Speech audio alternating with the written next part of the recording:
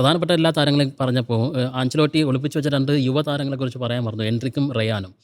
അപ്പോൾ എൻട്രിക്ക് എന്ന് പറയുമ്പം പെലെയും അവരുടെ റൊണാൾഡോയെയും ബ്രസീലിൻ്റെ റൊണാൾഡോയെയും ആയിട്ട് താരതമ്യം ചെയ്യുന്ന 2 കാലുകൾ കൊണ്ടും ഷൂട്ട് ചെയ്യാൻ കഴിയുന്ന യുവതാരമാണ്. 19 വയസ്സേ ആയിട്ടുള്ളൂ. അപ്പോൾ അദ്ദേഹത്തിൻ്റെ കാര്യം നേരത്തെ പിന്നെ റയാൻ ടൈമിലേക്ക് റയാൻ. അപ്രതീക്ഷിതമായിട്ടാണ്. അതെ. അദ്ദേഹം എന്താണ് ലീഗിൽ ലീഡ്സ്, ക്രിസ്റ്റൽ പാലസ്, ഫുൾഹാം എന്നീ ക്ലബ്ബുകളെ തുടർച്ചയായിട്ട് 3 മത്സരങ്ങളിൽ ഗോൾ അടിച്ചിട്ടുള്ള താരമെന്നുള്ള നിലയിൽ അദ്ദേഹം അസാധ്യമായിട്ടുള്ള ഫോമിൽ നിൽക്കുന്ന താരമാണ്.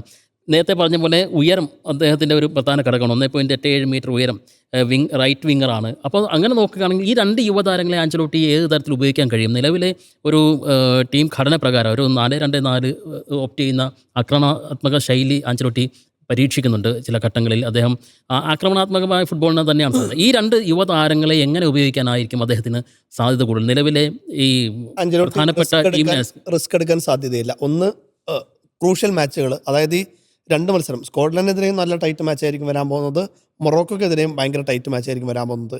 ഈ 2 മത്സരങ്ങളിൽ ഏതെങ്കിലും ഒരു പരാജയം വലിയ രീതിയിൽ ബ്രസീലിന് തിരിച്ചടിയാകും എന്നുള്ളത് കൊണ്ട് ആഞ്ചലോട്ടി വലിയ റിസ്ക് എടുക്കാനുള്ള ഒരു സാധ്യതയും കാണുന്നില്ല എന്നുള്ളത് ഞാൻ മനസ്സിലാക്കുന്നത്.